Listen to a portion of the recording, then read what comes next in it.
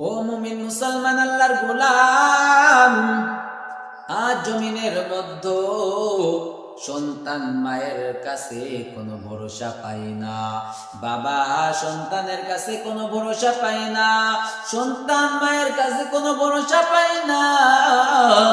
আজ কেউ কারোর কাছে কোনো ভরসা পায় না।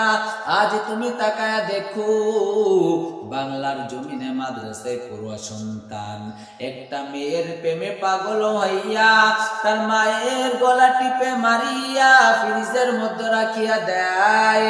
পাড়া প্রতিবেশীরা শয়তানি করিয়া একটা ছোট বাচ্চাকে মেরে ফেলে নদীতে ভাসায়া দেয়।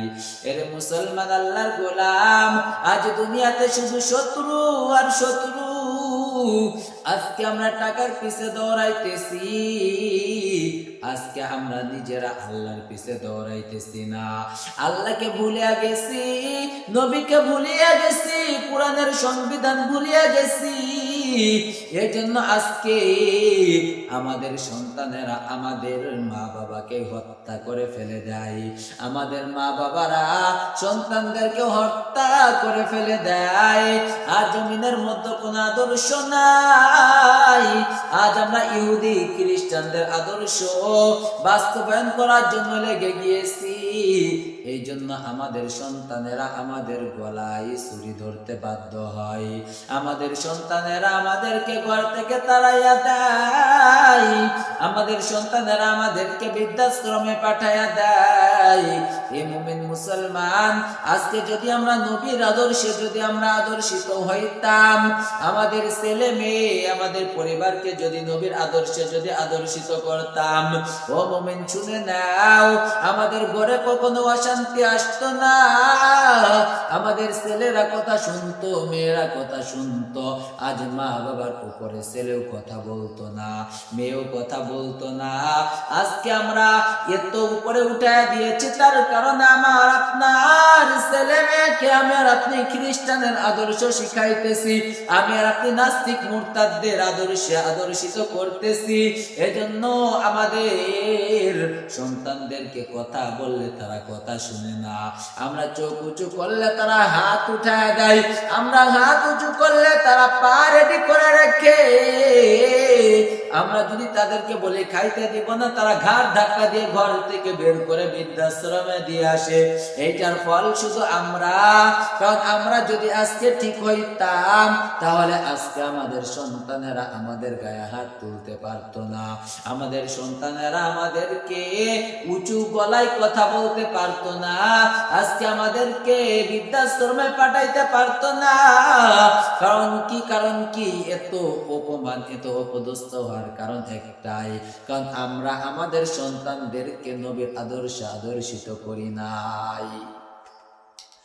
এ মুমিন মুসলমান আল্লাহর গোলাম, দুনিয়ার মধ্যে যত আদর্শ আছে সব আদর্শ না পাক, একমাত্র আমার রাসূলের আদর্শ পাক। আমার রাসূলের আদর্শ বাদে যদি কেউ যদি নিজের মধ্যে অন্য কোনো ভিন্ন দেশীয় আদর্শ ঘরের মধ্যে ঢুকাইতে চায়, নিজের জীবনে যদি বাস্তবায়ন করতে চায়, নিজের পরিবারকে যদি অন্য দেশের আদর্শ, অন্য ধর্মের আদর্শ যদি নিজের মধ্যে গাঁথতে চাই, সমাজের মধ্যে গাঁথতে চাই, রাষ্ট্রীয়ভাবে যদি গাঁথতে চাই, তাহলে আমাদের সমাজটা কখনোই সুশৃঙ্খলা হবে না, অশৃঙ্খলা হবে।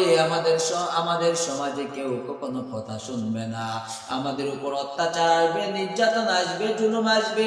আমাদের মধ্যে শুধু গুমরাহি। আল্লাহকে ভুলানোর পথ খুঁজে পাবো আমরা, নবীকে ভুলানোর পথ খুঁজে পাবো আমরা, নবীকে পাওয়ার কোনো পথ খুঁজে পাবো না, আল্লাহকে খুঁজে পাওয়ার কোনো পথ পাবো না।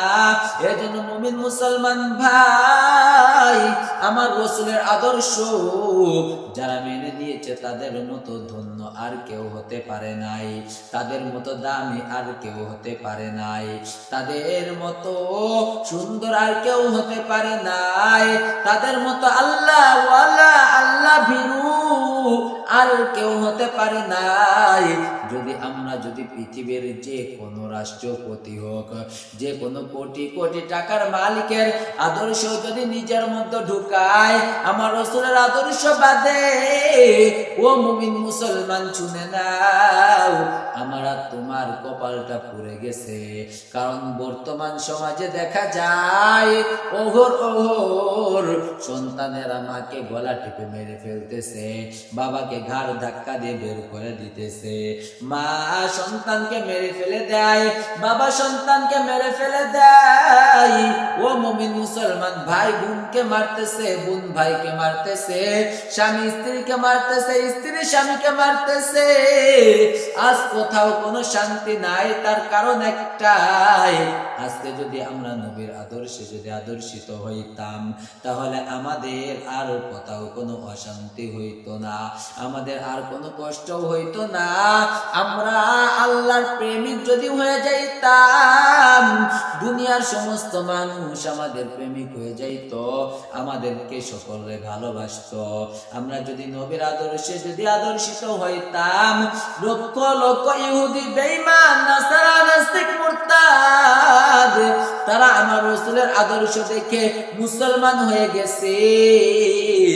আর আমরা আজকে মুসলমান হয়ে নবীর আদর্শে আদর্শিত হতে চাই না, আমরা ইহুদি খ্রিস্টানদের আদর্শে আদর্শিত হতে চাই। হে মুমিন মুসলমান ভাই, কেমন করে বুঝাই, কেমন করে বলি, আমার নবীর আদর্শ বাদে দুনিয়ার সমস্ত আদর্শ না পাক, ইহুদি খ্রিস্টান বেঈমান নাসারা আমার নবীর আদর্শ দেখে মুসলমান হয়ে গিয়েছে।